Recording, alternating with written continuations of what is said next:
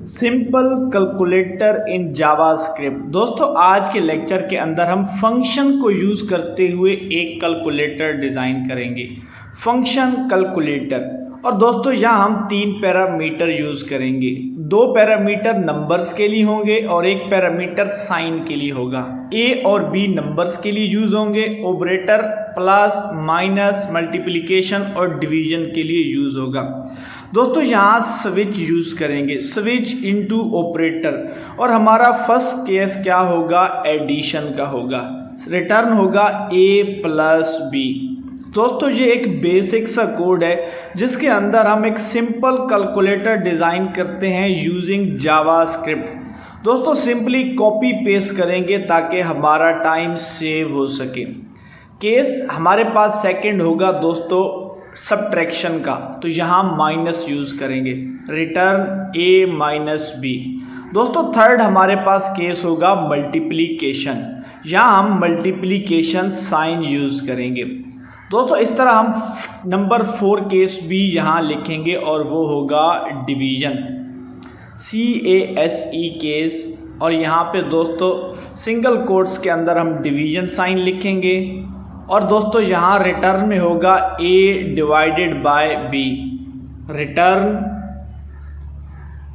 A divided by B।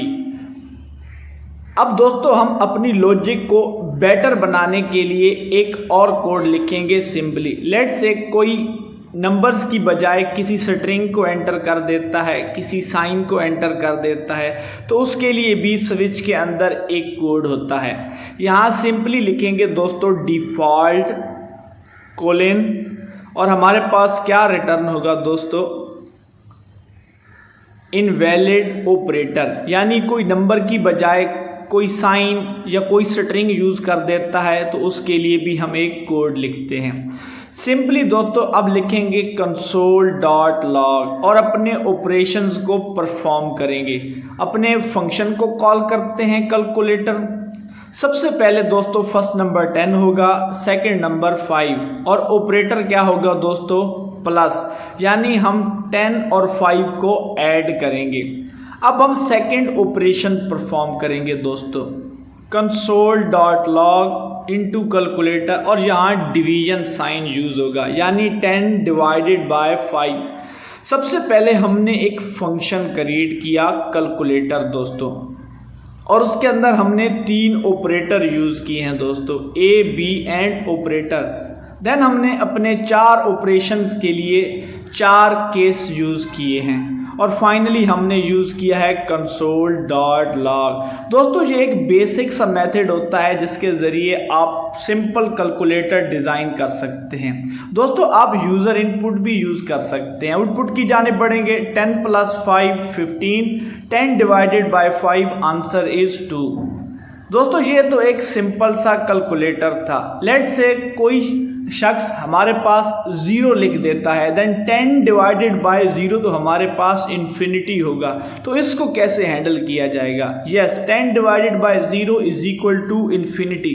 दोस्तों infinity को avoid करने के लिए एक बेसिक सी लॉजिक लिखी जाती है, b not equal to 0 and question mark. इस क्वेश्चन मार्क को दोस्तों टर्नरी ऑपरेटर कहते हैं। b is not equal to 0, अगर ये हमारी कंडीशन ट्रू होगी देन हमारे पास a divided by b use होगा। अगर कोई शख्स b की जगह 0 एंटर कर देता है तो हमारी सेकंड कंडीशन यूज़ होगी, और सेकंड कंडीशन है एरर। दोस्तों ये होता है टर्नरी ऑपरेटर। अगर आपकी कंडीशन ट्रू होगी तो a डिवाइडेड बाय b, अगर कंडीशन फॉल्स होगी तो एरर। अब हमने b को 0 यूज़ किया है तो हमारी सेकंड कंडीशन यूज़ होगी जिसे एरर कहते हैं। यस हमारे पास आउटपुट में एरर आ गया है दोस्तों ये एक बेसिक सा कोड था जिसके अंदर हमने एक सिंपल सा कैलकुलेटर डिज़ाइन किया है।